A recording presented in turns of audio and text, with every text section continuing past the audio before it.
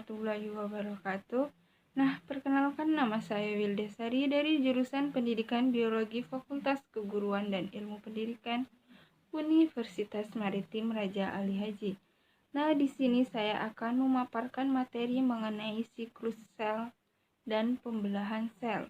Selanjutnya, di sini saya akan menjelaskan mengenai pengertian dari siklus sel.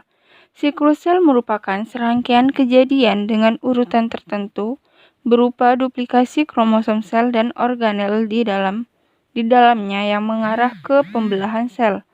Lalu siklus sel merupakan fungsi sel yang paling mendasar merupakan duplikasi akurat sejumlah besar DNA di dalam kromosom dan kemudian memisahkan hasil duplikasi tersebut hingga menjadi dua sel baru yang identik. Selanjutnya, siklus sel dimulai dengan suatu periode metabolisme normal yang disebut dengan GI atau GAP1. Selama fase ini, sel mensintesis, merangkai, dan menggunakan bagian-bagian yang dibutuhkan untuk fungsinya secara normal. Selanjutnya, fase S atau fase sintesis. Ketika sintesis berlangsung dengan DNA direplikasi, juga disintesis protein histon. Pada akhir fase S, sel memasuki fase G2 atau GAP2, suatu periode singkat metabolisme normal dan pertumbuhan selama sel membangun sejumlah protein dan senyawa lainnya.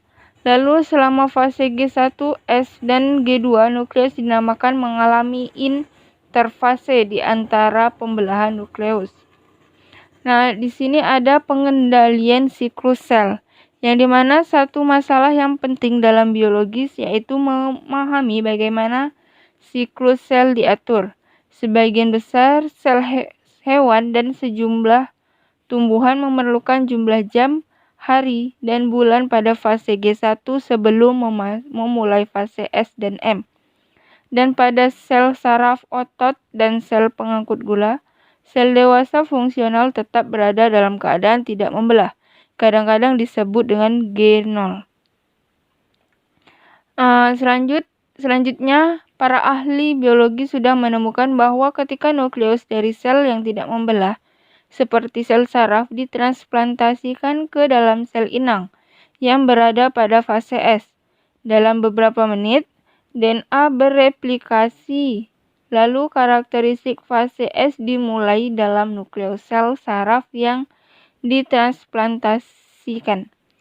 Selanjutnya, percobaan demikian menyarankan bahwa status keadaan sitoplasma sel mengendalikan aktivitas nukleus dan membantu menentukan fase tersebut dalam siklus sel.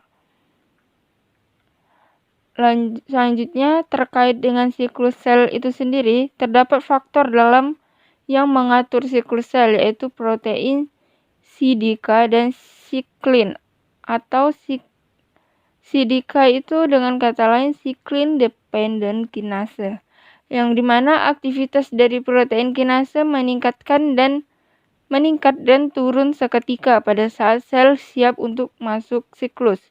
Lalu perubahan siklis dalam aktivitas CDK dikontrol oleh susunan kompleks dari enzim dan protein lain yang mengatur kinase protein paling penting yang disebut dengan siklins. Selanjutnya ada pembelahan sel. Pembelahan sel itu terbagi ada beberapa. Yang pertama, interfase, merupakan sebuah jeda panjang antara satu mitosis dengan yang lain. Jeda tersebut termasuk fase G1, S, G2.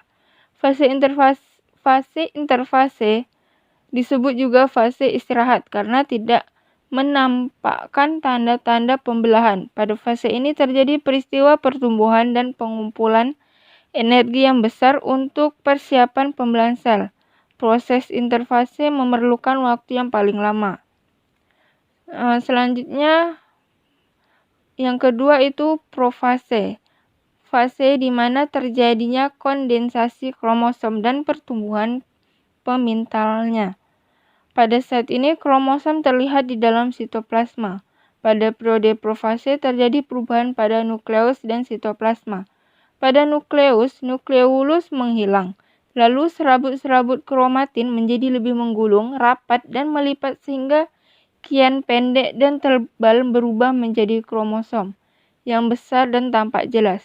Lalu spindel mitosis terbentuk di sitoplasma, tersusun dari mikrotubul dan bergabung dengan protein. Lalu tersusun teratur di antara dua sentrosom. Yang selanjutnya itu ada prometafase. Pada fase ini sampul inti sel terlarut dan kromosom yang mengandung dua kromatin mulai bermigrasi menuju bidang eutorial atau piringan metafase. Lalu kromosom menempel pada benang spindel pada tahap prometafase. Prometafase dimulai setelah pembongkaran membran nukleus yang pecah menjadi vesikula membran kecil. Lalu proses ini dipicu oleh fosforilasi dan mengakibatkan pembongkaran protein pori dan protein filamen lamina nuklear pada membran nukleus. Selanjutnya ada metafase, kondensasi kromosom pada bidang ekuatorial mencapai titik puncaknya. Pada metafase, mikrotubul kinetokor memegang peranan protein, yaitu mengatur letak dan arah kromosom terhadap subu gelendong mitotis dan mengatur dan menggerakkan kromosom ke bidang ekuatorial. Lalu sentrosomnya berada pada kedua kutub sel yang berlawanan. Kromosom berada pada bidang metafase, bidang yang mempunyai jarak yang sama antara spindel kedua kutub. Nah, selanjutnya ada anafase.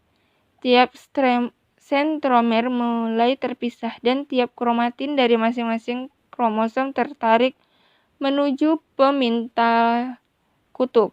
Pada anafase terjadi pemisahan kromatida kromosom. Pada fase ini terjadi tarikan ke kutub sehingga kromatid terpisah. Lalu sentromer dari setiap kromosom mengganda sehingga setiap kromatin memiliki sentromer sendiri-sendiri. Lalu setiap kromatid sekarang dianggap sebagai calon kromosom. Dan selanjutnya ada telofase, di mana kromosom pada tiap kutub mulai mengalami dekondensasi, yang diikuti dengan terbentuknya kembali membran inti sel dan sitoplasma perlahan mulai membelah. Pada fase telofase, mikrotubul non-kinetokor selalu memanjang dan anak inti mulai terbentuk pada kedua kutub sel dan kromosom berada dalam keadaan terhimpun. Lalu membran inti terbentuk dari potongan-potongan membran inti sel induk dan bagian lain dari sistem endomembran. Yang terakhir ada sitokinesis, di mana pembelahan sitoplasma selesai setelah terjadi oleh interaksi antara pemintal mitotik, sitoskeleton aktomiosin dan fusi sel dan menghasilkan dua sel anak yang identik. Sitokinesis pada sel tumbuh berlangsung dengan cara yang berbeda. Nah, sampai di sini dulu pembahasan mengenai materi yang tadi saya sampaikan tentang siklus sel dan pembelahan sel. Semoga apa yang tadi saya sampaikan dapat bermanfaat untuk kalian semua. Saya ucapkan terima kasih.